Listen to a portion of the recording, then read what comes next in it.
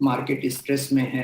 तो हमको भाव कम करके वॉल्यूम लेके आने पड़ेंगे। तो बिल्डर्स ने भी भाव कम किए। स्टेट गवर्नमेंट को भी सोचना पड़ा कि स्टैंप ड्यूटी में रिडक्शन करना पड़ेगा, और नॉट ओनली स्टैंप ड्यूटी में रिडक्शन, महाराष्ट्र और बाकी स्टेट्स के अंदर देख लीजिए जहां पे स्टेट गवर्नमेंट ने बिल्डर की कॉस्ट कम करने के लिए फंजिबल एफएसआई और दूसरे प्रीमियम भी कम किए।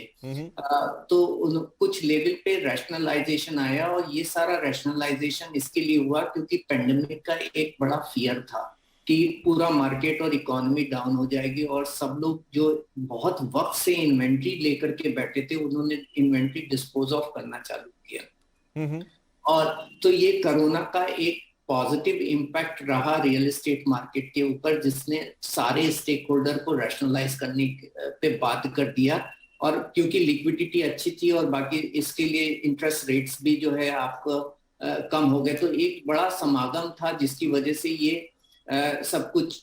हुआ। लेकिन अब जो एक फेज आया है जो बियॉन्ड एनीवन्स कंट्रोल है, जो मैक्रो इकोनॉमिकली कनेक्टेड है, जहां पे इन्फ्लेशन है जो कि तेल के भाव बढ़ने की वजह से या यूक्रेन वॉर और बाकी सारे इम्पैक्ट की वजह से जो ऊपर जा रहे हैं,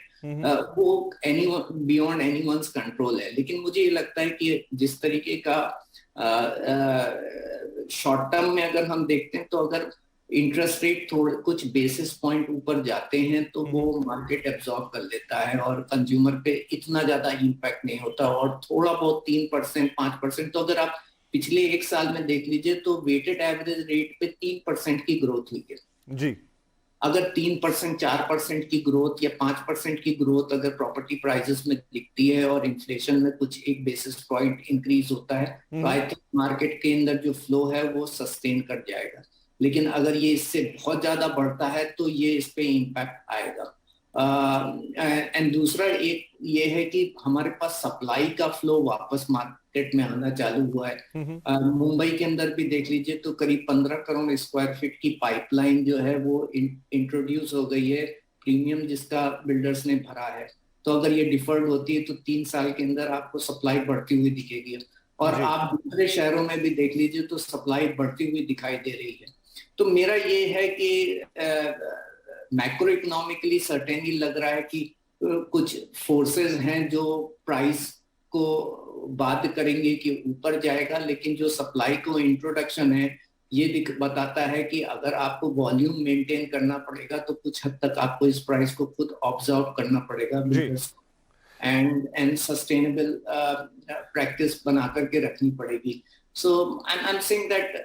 उस रिजिम में है, और हम हाउसिंग शॉर्टेज कंट्री हैं, सो अगर प्राइस बराबर रहा तो वॉल्यूम पे इतना ज्यादा फर्क नहीं पड़ेगा। राइट, तो चलिए ये तमाम चीजें हैं, और कोरोना एक फैक्टर था लेकिन अब उसने एक मोमेंटम देना था सो दे दिया। अब लोगों को लगता है घर खरीद लें, प्राइस जब तक